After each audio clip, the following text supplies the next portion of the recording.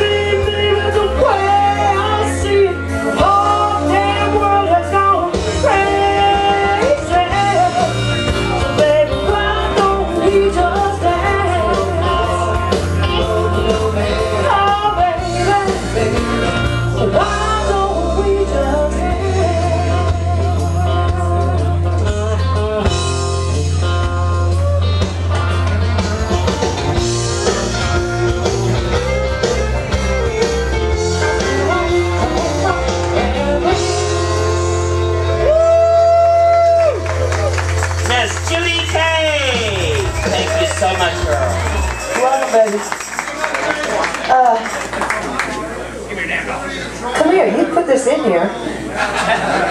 You put it in there, girl. You gotta take it out. Isn't that the way it usually works? Oh, wait. Shake it, girl. Shake it. I'll get it to you later. I think it's on my boot. Okay, we've got the entertainers for you tonight. Let's bring out Miss Janessa.